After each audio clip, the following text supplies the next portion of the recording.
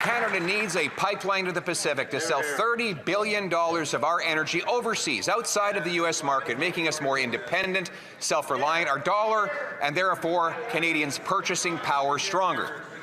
The Prime Minister always opposed the pipeline, which his party killed, but last week he flip-flopped and promised while he was in Alberta in a deal that he would build such a pipeline. So I took the very wording right out of that deal and put it into a motion before the House of Commons. He experienced a massive rebellion in his own caucus, but if he's going to vote against his own words, how can Canadians ever believe his words? The Right Honourable Prime Minister.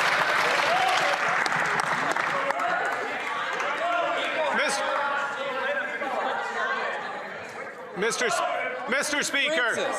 Speaker, as the Canadian national cricket team knows, you've got to play the whole T20.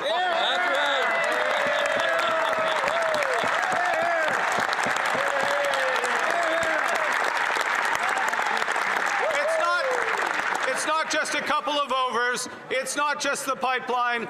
It's not just pathways. It is a price on industrial price on carbon that goes to $130 effective. It is reductions in methane. It is net zero 2050. It is building Alberta strong, Canada strong, durable, sustainable, and the Honourable Leader of the Opposition. I took the wording for the motion right out of his deal. And if he votes against the motion, he's voting against a pipeline to the Pacific. He's voting against overriding the discriminatory and anti-Canadian ban on shipping our energy abroad. He's voting against consultation with the First Nations people and the British Columbia government, and he's even voting against his own beloved carbon capture and storage, all of which I took word for word right out of his own deal. So if the Prime Minister is only in favour of a pipeline when he's in Alberta, but against when he's in BC and Ottawa, how can Canadians even keep track of where he stands on anything? The Right Honourable Prime Minister. Mr. Speaker, I would like to welcome the fact that to my hearing, for the first time ever in this House, the Leader of the Opposition has acknowledged the constitutional right of Indigenous people to full, free and fair consultation. For the first time, he's ever acknowledged the role of the provinces in these pipelines. But he hasn't acknowledged yet the need for an industrial carbon price or the reduction in methane, two things that the Premier of Alberta acknowledged, signed wholeheartedly as part of a complete meal. The Honourable Leader of the Opposition. Mr. Speaker, not only do we acknowledge the obligation to consult with our First Peoples, we put that right in the motion. It's there. It's right there. It's right there, Mark. It is. We put it right there so that he could vote for the words that he put in the agreement. But let's be honest, he never planned to honour the agreement. He whispered quietly to the Keep It in the Ground Liberal caucus, "Don't worry, there will never be a pipeline. We'll delay it until after the election, and then, God forbid, if we win," he says he would kill it altogether. Why can't he say one thing to all Canadians and champion the pipeline with us today? The Right Honourable Prime Minister. Mr. Speaker, the MOU between the Government of Canada and the Province of Alberta is about a pipeline.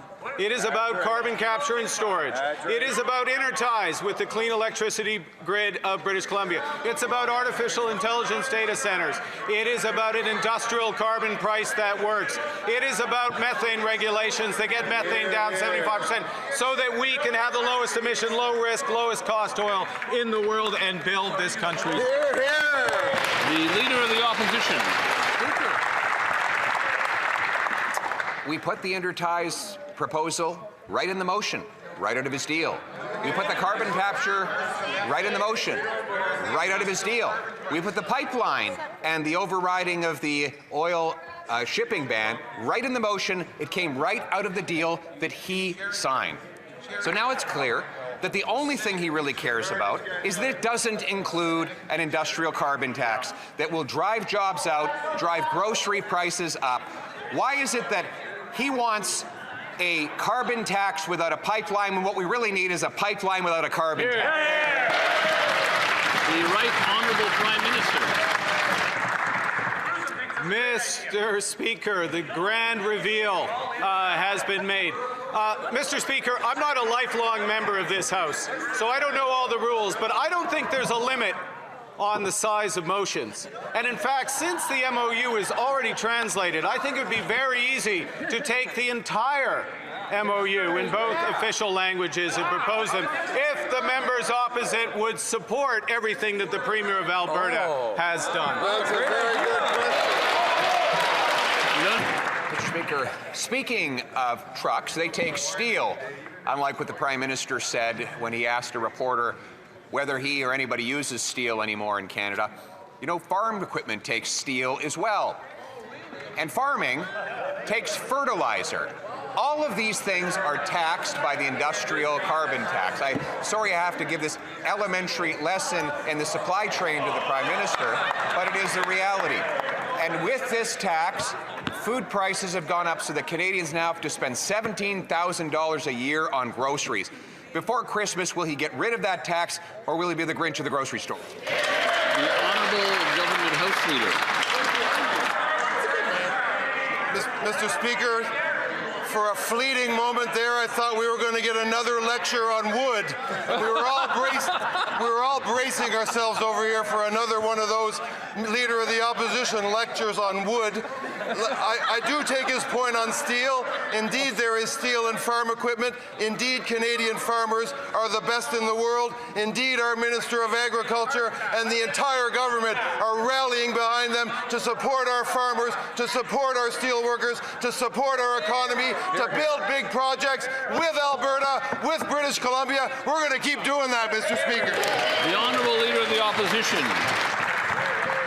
Yet the Prime Minister is afraid to stand up and debate grocery prices. He says he knows so much about inflation. Well, he's certainly caused a lot in his life, Mr. Speaker.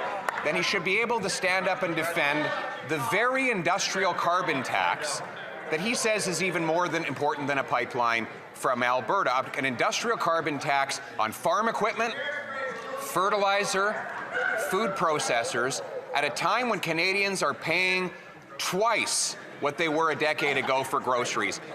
At Christmas time, will he do the right thing, get rid of this tax so Canadians can eat? The Honourable Minister of the Environment and Climate Change. Mr. Speaker, let me make it really simple for the member opposite. The industrial... We have to be able to hear the Minister. The Honourable Minister from the top, please. On the top. Thank you, Mr. Speaker. Apparently, I need to repeat it again and again, so let me do that. To make it simple for the member opposite, the industrial carbon price does not increase the cost of food. It does not apply to farms.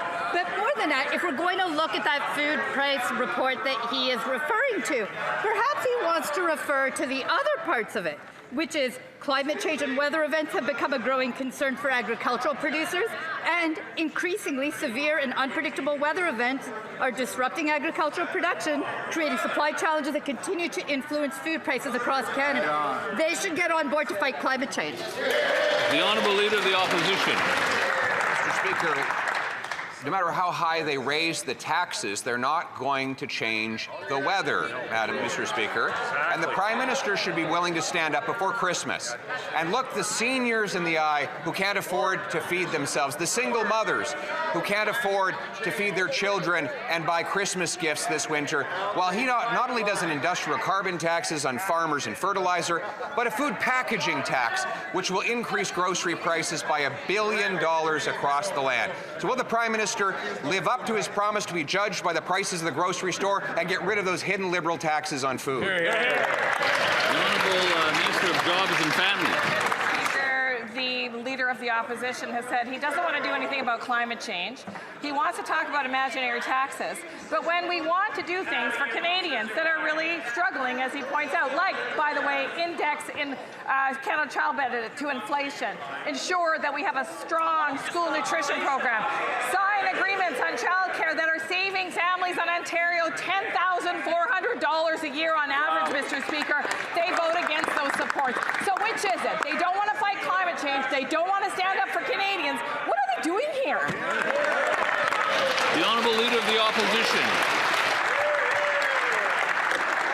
stand up for Canadians, the Prime Minister won't even stand up in the House of Commons and answer a question about groceries. She calls, a moment ago, he was bragging about his industrial carbon tax. And now his minister says it's imaginary. So apparently the Prime Minister is imagining things again, Mr. Speaker. How can Canadians keep straight his story on grocery prices where one day he promises to be judged by the price of food, the next day he says we need a more of a tax on food, and his own minister says it's all in his head. The Honourable Minister of Jobs and Family.